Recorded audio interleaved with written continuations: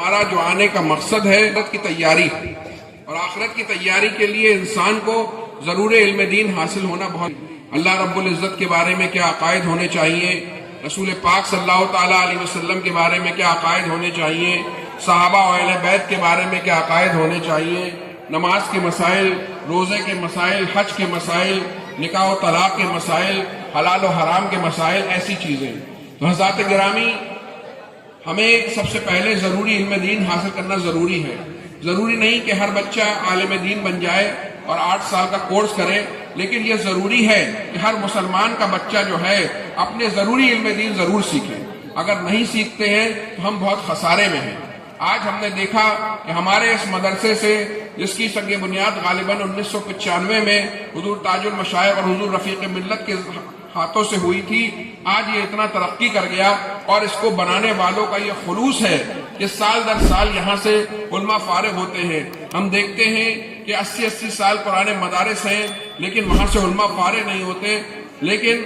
آپ کے اس مدرسے کی میں برکتیں دیکھتا ہوں کہ خود آپ کے اکبری میں 8 یا 9 عالم، جس میں 4-5 مصباحی ہیں، اور نہ جانے کتنے بریلی شریف سے تعلیم حاصل کیے ہوئے ہیں، اور حفاظ کی تو کوئی تعداد ہی نہیں ہے۔ تو جس طریقے سے اہل اکبری اور خداگاہی نے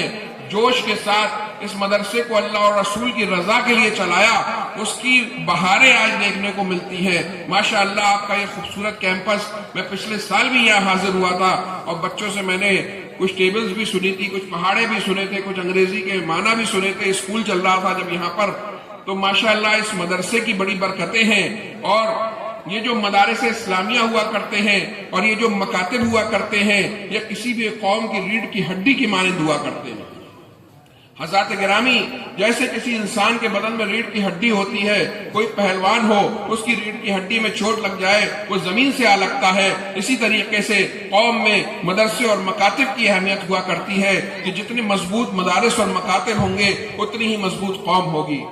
دنیا میں جن ممالک سے مدرسے ختم ہو گئے، وہاں دھیرے دھیرے اسلام بھی رخصت ہوتا چلا گیا۔ تو حضرات گرامی، میں آپ کو مبارکباد دیتا ہوں کہ آپ اپنے علاقے میں ایک بہترین ریکگنائز مدرسہ چلاتے ہیں، جس سے نہ جانے ہمارے کتنے بچے عالم، فاضل، یہاں تک کہ مفتی بھی بن گئے، حفاظ بن گئے، اور کئی 100 کی تعداد میں بچے اور بچیاں اسلامی تعلیم کے ساتھ ساتھ اسکولی تعلیم حاصل کر رہے ہیں۔ اور ہماری بچیوں کے لیے آج لوگ رونا روتے ہیں، لیکن اکبری والوں نے پہلے ہی سوچا اور اپنا مدرسہ اور اسکول قائم کیا، اور نہ جانے کتنی بچیاں یہاں سے پڑھ کر ماشاءاللہ گریجویٹ ہو گئی، اپنے ماحول میں اپنے پردے کے ساتھ پڑھنے میں کامیاب ہوئی۔ تو یہ آپ لوگوں کے لیے بہت ہی مبارکباد کا موقع ہے۔ حضرات گرامی، ہمیں اس وقت قوم کو سخت ضرورت ہے کہ ہم اپنے بچوں میں تعلیم کو عام کریں، اور تعلیم کسی بھی قوم کو مضبوط بناتی ہے، اور جو قومیں پیچھے رہ جاتی ہیں ان پہ لوگ ظلم کیا کرتے ہیں، اور کوئی اور باہر سے آ کے ہمیں مضبوط نہیں کرے گا۔ ہمیں ضرورت ہے کہ ہمارے بیچ میں بہترین علماء اکرام بھی ہوں، بہترین ڈاکٹر بھی ہوں، بہترین انجینئر بھی ہوں، بہترین وکیل بھی ہوں، تاکہ ہماری زمینوں کی، ہماری دکانوں کی، ہمارے شریعت کی، ہماری مساجد کی، ہماری خانقاہوں کی حفاظت کر سکیں۔ سائنٹسٹ بھی ہوں، ٹیچر بھی ہوں، سول سرونٹس بھی ہوں۔ تو یہ کہیں اور سے نہیں آئیں گے، بلکہ ہمارے ہی بچوں کے یہاں سے آئیں گے۔ یہ جو بچے اللہ رب العزت نے ہمیں عطا فرمائے ہیں، یہ اللہ رب العزت کی بہت بڑی نعمت ہے۔ بہت سے بھائی بہن کے اولاد نہیں ہوتی ہے، وہ روتے ہیں، دعائیں کراتے ہیں، اللہ تعالیٰ ہر بے اولاد کو صاحب اولاد فرما دے۔ لیکن جن کو اللہ رب العزت نے اس دولت سے نوازا ہے، ان سے یہ اللہ کی امانت ہے، یہ بچے ہمارے، ہم سے سوال ہوگا کہ ہم نے ان کی کیسی پرورش کی۔ بچوں کی پرورش کرنا کوئی بہت آسان کام نہیں ہے۔ جس طریقے سے ایک درخت ہوتا ہے، ایک مالی اس کا بیج بوتا ہے، اس کے بعد اسے دھوپ دی جاتی ہے، پانی دی جاتی ہے، کیڑوں سے بچایا جاتا ہے، کئی سال جب اس کی ہم پرورش کرتے ہیں تب جا کے وہ ایک تناور درخت بنتا ہے اور پھلدار درخت بنتا ہے۔ یقین مانیے بچوں کی تعلیم و تربیت اس سے بھی زیادہ مشکل عمل ہے، اور جب ماں باپ اور خاندان والے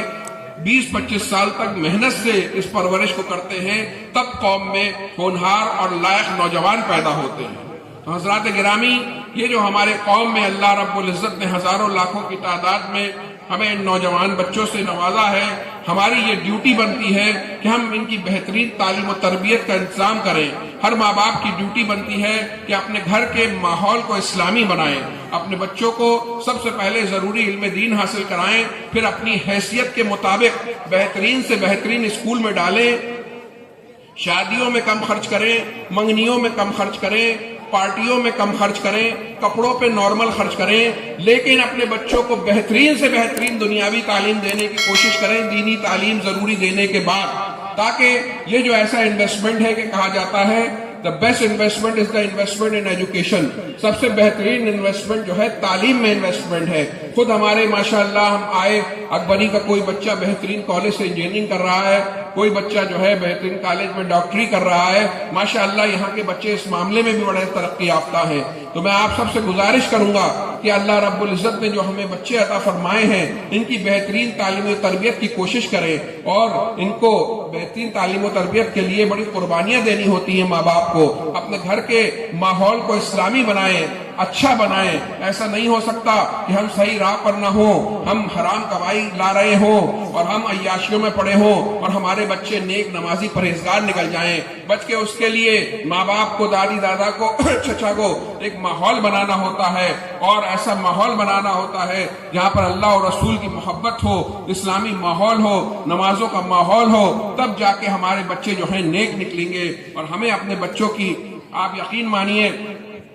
آج کوئی انسان انتقال کر جاتا ہے تو بچے جو ہیں ایصال ثواب تک نہیں کرتے ہیں۔ جب وہ ایصال ثواب انسان جب خود اپنے لیے نمازیں نہیں پڑھ رہا ہے، اسے جب نماز نہیں پڑھ رہا تو اپنے لیے دعا نہیں کر رہا، تو وہ بچوں سے کیا امید رکھے گا کہ بچے اس کا ایصال ثواب کریں؟ وہی بچے جو نیک بچے اگر وہ چھوڑیں گے تو وہ ان کے لیے توشہ آخرت بھی ہوں گے، ان کا ایصال ثواب بھی کریں گے۔ جو خود نماز نہیں پڑھے گا بچہ، جو اپنے لیے دعا نہیں کرے گا، اسے ماں باپ کیا یاد رہیں گے؟ سال میں کبھی مولانا صاحب کو کہتے ہو سکتا ہے کبھی ایک آدھ سال ایصال ثواب کرا دے، پھر وہ بھی بھول جائے گا۔ ہمیں اپنے بچوں کو ایسا بنانا ہے کہ ان کی دنیا بھی کامیاب ہو اور ان کی آخرت بھی کامیاب ہو۔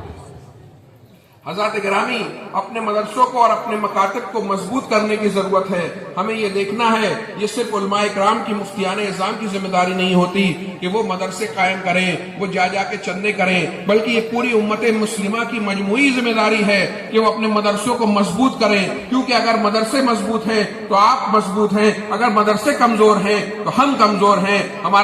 اگر ہم نے اپنا دین کمزور کر لیا تو ہم یہاں سے فنا ہو جائیں گے۔ تو حضرات گرامی، یہ پوری امت مسلمہ کی یہ ڈیوٹی ہے کہ وہ دیکھیں کہ ان کے مدرسے کیسے چل رہے ہیں، اساتذہ کی تنخواہ کا انتظام ہے کہ نہیں ہے، بچوں کے کھانے کا انتظام ہے کہ نہیں ہے، اچھے رہنے کا انتظام ہے کہ نہیں ہے، لائٹ کا انتظام ہے کہ نہیں ہے، اور کوئی پریشانی تو نہیں ہے، اچھی تعلیم بچے حاصل کر رہے ہیں کہ نہیں کر رہے ہیں، ہمارے مدارس میں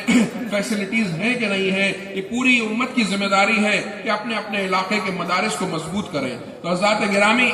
جہاں جہاں سے آپ تشریف لائے ہیں، کوشش کیجئے کہ آپ کے گاؤں میں، آپ کے شہر میں، آپ کے قصبے میں جو بھی مدارس ہیں، اہل سنت و جماعت کے مدارس ہیں، انہیں مضبوط کریے اور دیکھیے وہاں کس چیز کی ضرورت ہے۔ یہ بچے جو یہاں پڑھ رہے ہیں، یہ بچے ہمارے قائد ہونے والے ہیں۔ یقیناً بہت خوشی، مبارکباد کی مستحق ہیں وہ ماں باپ جن کے بچے عالم بنے، جن کے بچے قرآن کے قاری بنے، جن کے بچے حافظ بنے، کہ وہ کتاب، اللہ رب العزت کی مقدس کتاب ان کے سینے میں جو ہے